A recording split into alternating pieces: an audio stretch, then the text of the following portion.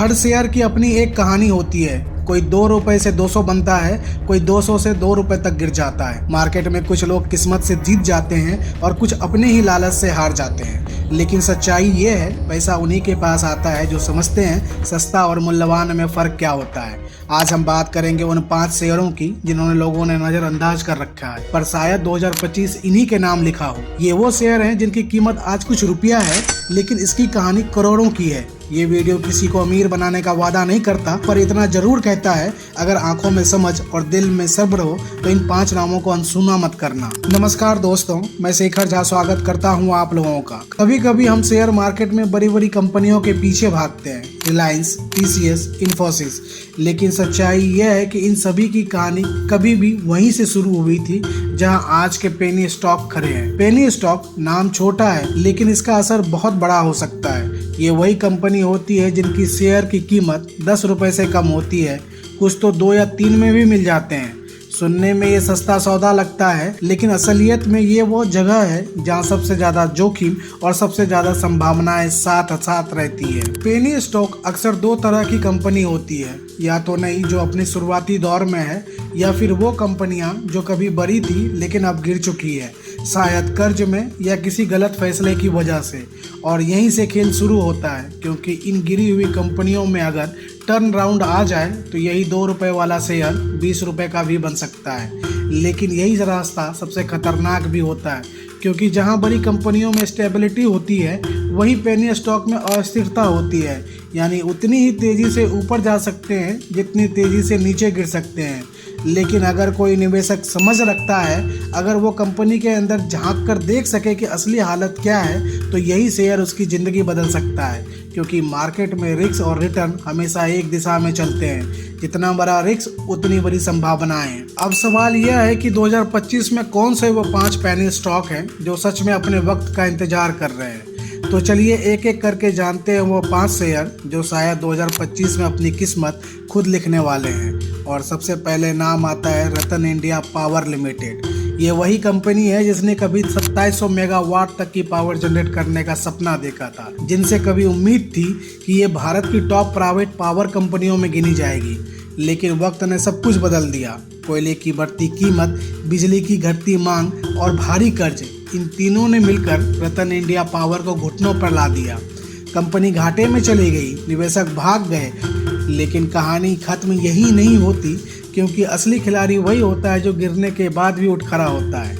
पिछले 2 सालों में रतन इंडिया पावर ने अपने कर्ज का बड़ा हिस्सा चुका दिया है। कंपनी ने अपने पावर यूनिट को रीस्ट्रक्चर किया और अब धीरे धीरे प्रोडक्शन और एफिशिएंसी दोनों में सुधार आ रहा है। सरकार का फोकस अब हर घर बिजली और ग्रीन एनर्जी ट्रांजैक्शन पर है, और इसी के साथ थर्मल सेक्टर को फिर से मौका मिल रहा है। अगर आने वाले साल में कोयले की कीमतें स्थिर रहती है और बिजली की मांग बढ़ती है, तो यह कंपनी एक बार फिर मुनाफे की राह पर लौट सकती है।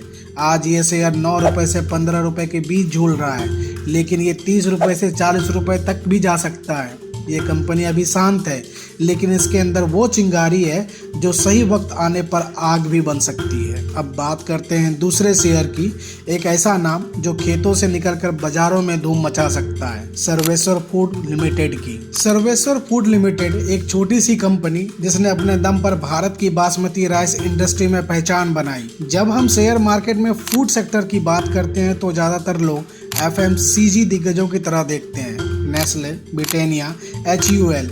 लेकिन बहुत कम लोग जानते हैं कि असली ग्रोथ कभी कभी छोटे ब्रांड्स के अंदर भी छिपी होती है।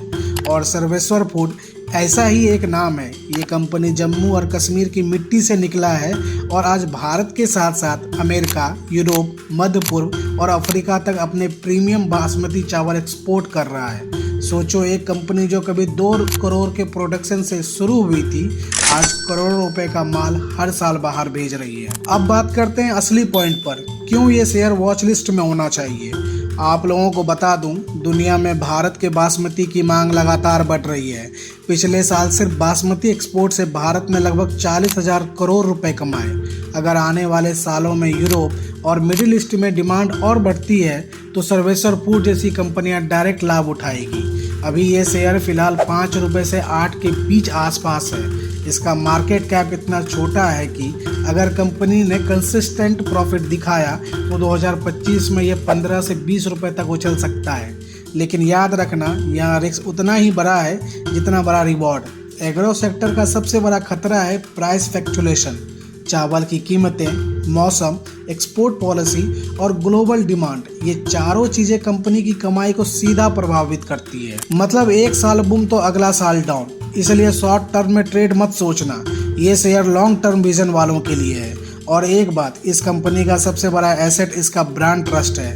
सर्वेश्वर ने सालों से अपने राइस को सिर्फ प्रोडक्ट नहीं, एक हेरिटेज की तरह बेचा है। यही उसे बाकी पेनी स्टॉक से अलग बनाता है। अब बारी है तीसरे शेयर की, एक ऐसा नाम जो मोबाइल टावरों से नहीं, आने वाले 5G युग से जुड़ा है, GTL इंफ्रास्ट्रक्चर लिमिटेड। आज जिस दुनिया में हम जी रहे हैं, वहाँ नेटवर्क सिर्फ फोन का नहीं बल्कि हर बिजनेस, हर डेटा, हर कनेक्शन का आधार बन चुका है। लेकिन सवाल यह है, इस नेटवर्क की रीढ़ कौन है?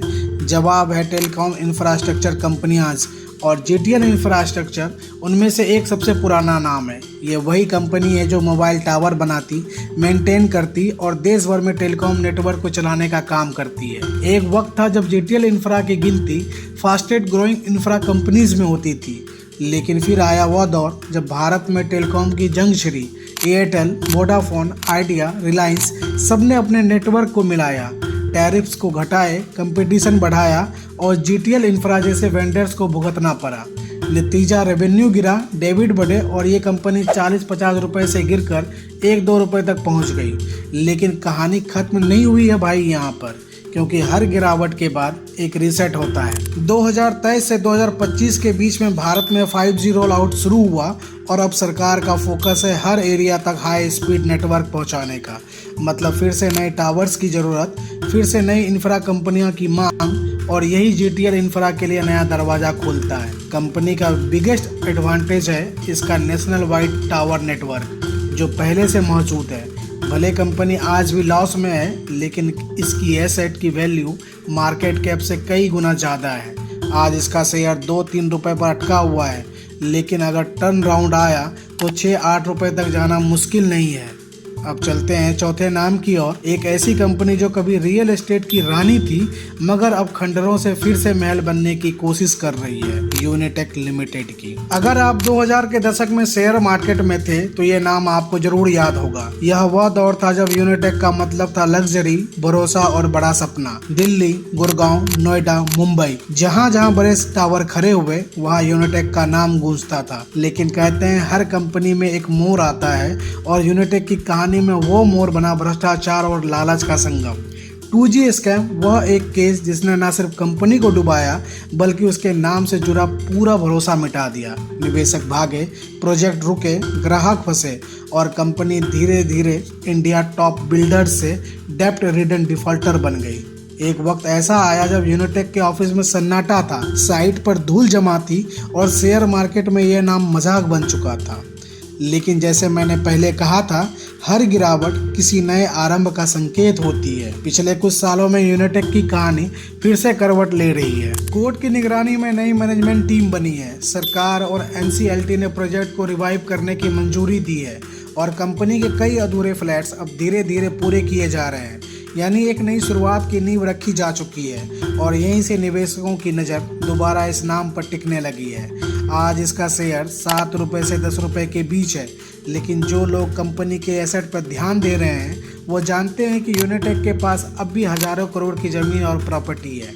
अगर ये कंपनी अपने लीगल मामले से पूरी तरह बाहर निकल गई और मैनेजमेंट ने ट्रस्ट दोबारा बना लिया तो इसका टर्न राउंड हिस्टोरिकल हो सकता है, क्योंकि रियल एस्टेट सेक्टर इस वक्त अपने सबसे मजबूत फेस में है। डिमांड हाई है, इंटरेस्ट रेट स्टेबल हो रहे हैं और गवर्नमेंट इंफ्रास्ट्रक्चर पर जोर दे रही है। ऐसे में अगर यूनिटेक ने सही वक्त पर कदम उठाया तो यह वही नाम हो सकता है जो पास्ट मिस्टेक से फ्यूचर मिरेकल बन जाए। लेकिन भाई ये वह शेयर है जिसमें रिवॉर्ड भी बड़ा है और रिस्क भी सबसे ऊंचा, क्योंकि यहाँ सिर्फ पैसे का नहीं भरोसे का खेल चलता है और शेयर मार्केट में भरोसा एक बार टूटा तो उसे दोबारा बनने में सालों लगते हैं। यूनिटेक इस वक्त उसी पुल पर खड़ा है जहां से या तो वापसी होगी या फिर हमेशा के लिए गुमनामी। अब चलते हैं उस पांचवें और आखिरी नाम की तरफ, एक ऐसा नाम जो कभी विवादों से घिरा रहा लेकिन अब धीरे धीरे दोबारा भरोसा जीत रहा है यस बैंक। एक वक्त था जब हर नए निवेशक की जुबान पर यही नाम होता था, यस बैंक में पैसा लगाओ, ये तो अगला HDFC बनेगा। और सच भी था।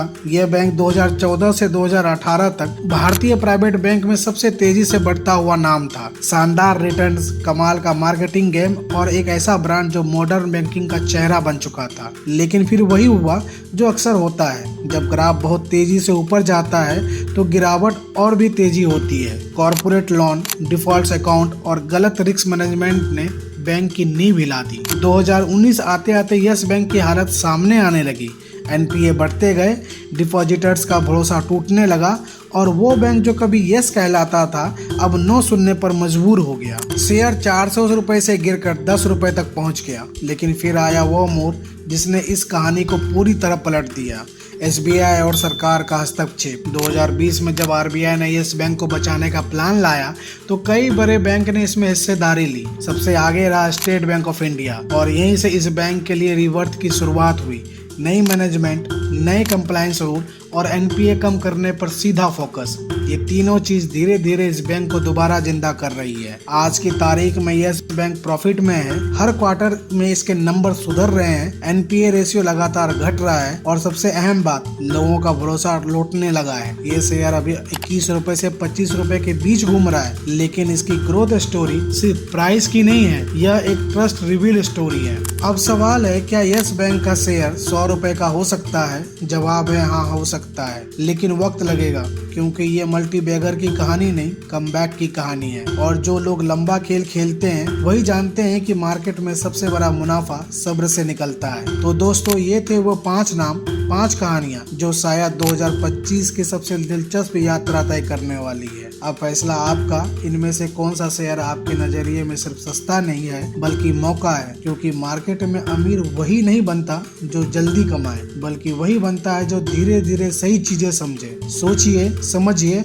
और समझदारी से निवेश कीजिए। आप लोगों का बहुत बहुत धन्यवाद वीडियो के लास्ट तक बने रहने के लिए। आपको यह वीडियो कैसा लगा कमेंट करके जरूर बताइए। साथ ही साथ वीडियो को लाइक, शेयर और चैनल को सब्सक्राइब जरूर कर दें।